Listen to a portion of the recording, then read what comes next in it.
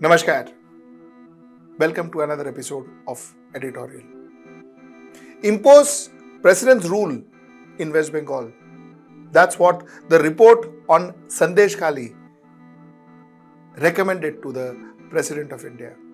The NCSC, that is the National Commission of Scheduled Caste, made this report and submitted this report to the President of India. Let's talk about that. Let's get right into the show.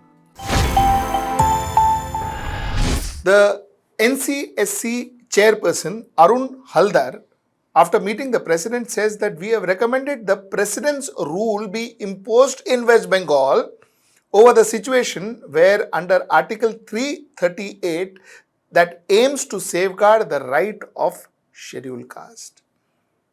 So the chairperson of National Commission of Scheduled Caste said that, listen, we are very unsafe about scheduled caste in Sandeshkhali, and we believe that we need president's rule to be imposed there. They also went on to say that, listen, you know what, the police didn't treat us well. The police actually didn't allow us to even probe. We were treated badly. All in all, they said this is not fair. We have to implement president's rule. Now, the first question is the police and the government has said that, listen, this is taking out of proportion. Nothing of this sort has happened. There has been no witnesses. Nobody has come and complained to us. This is what the police says. The government says, that is Mamata Banerjee says that, listen, you know what, if something of this sort happens, we will take care of it. We'll ensure that the guilty doesn't go unpunished. In fact, the governor went on to say that what I saw was ghastly shocking.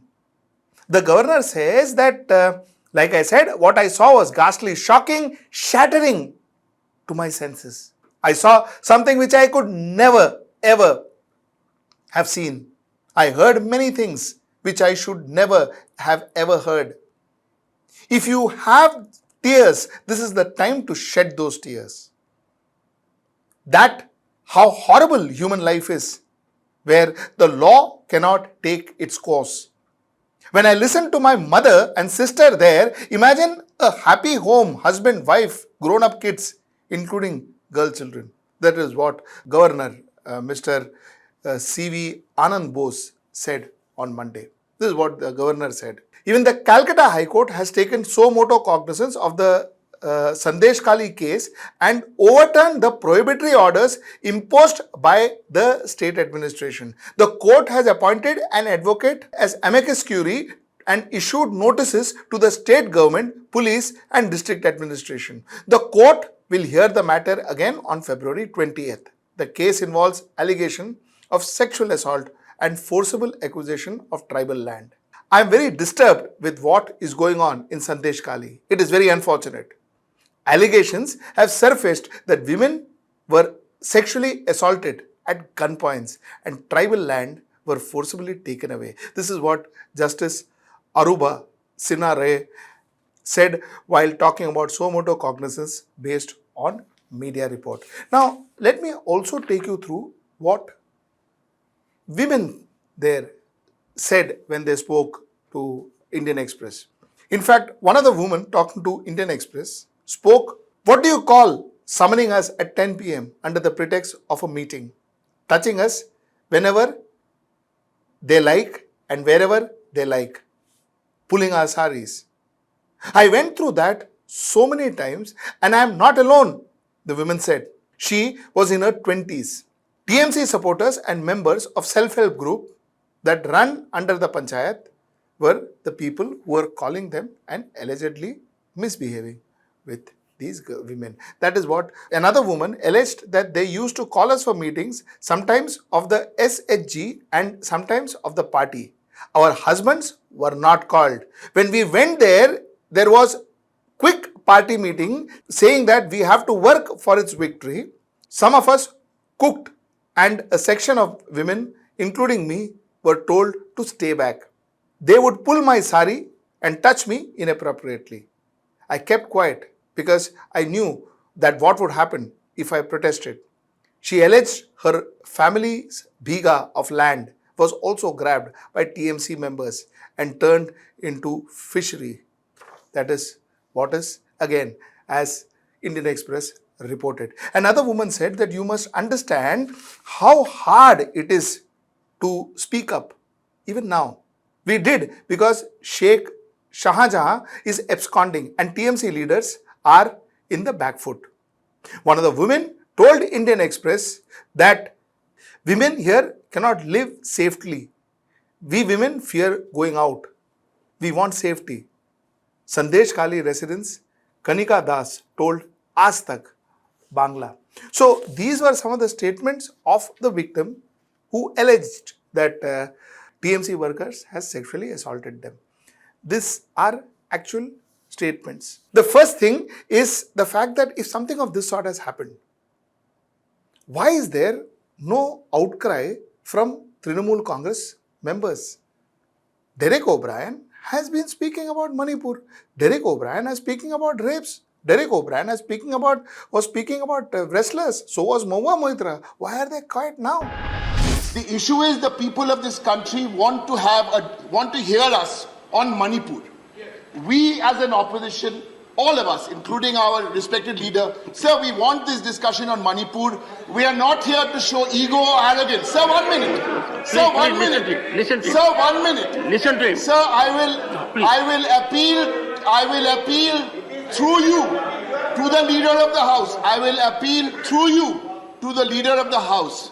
Manipur, sir, needs care, needs healing, needs to listen to the voice of consolation. Your point. I will appeal to you, to the leader of the House. Let us find a solution. Let us find a solution, because this logjam is helping nobody. We will suggest through you, sir, Manipur has to be discussed for 6 hours, for 8 hours. Let us discuss it in a spirit of one nation. This is not one state, sir. We are very serious about this. Honorable member, please take your seat.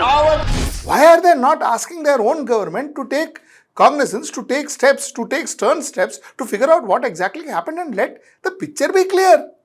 If the governor is saying so, if the High Court has asked for a probe, if some commission like National Commission for Scheduled Caste has recommended that there has to be a precedence rule because they were not allowed to probe, the police was not cooperating, why are these people not on the streets asking their own government to check on what is happening in the state? Isn't that imperative? Isn't that imperative? Isn't that unfair that it is your voice only happens when it is the neighboring states, and when it's your own state, you normally keep quiet? Now, the person concerned in all of this is a person called Shahjahan Sheikh. This Shahjahan Sheikh, let me tell you, is not a regular man. He is a strong man of TMC. He allegedly has attacked ED, Enforcement Directorate, when ED came to do its probe. ED came to investigate him. He allegedly, and his people allegedly attacked ED. So that's what's being said. That's my question number one. My question number two is where were these high courts and the National Commission of Scheduled Caste and others when it came to Manipur? Why were these commissions not going to the president and saying, President, please put a precedence rule in Manipur because the girls are not safe there? There again, we didn't hear those kind of voices. So the question I'm asking both ends. Are our women safe? And are we doing enough? Is our political dispensation, is our politicians, our government, state government, commissions like National Commission for Scheduled Caste, National Commission for Women, are they doing enough to protect our women? Are we doing enough as a society to protect our women, or is this happening too often and too many times now? This is the question I wanted to ask you. Think about it, ponder about this. Write down in your comments below and let me know what you think. Till I see you next time. Namaskar. Stay ahead with our cutting-edge news app. Instantly access the latest shorts in just 1 minute and breaking news in just 50 words. Download now for a smarter, faster news experience.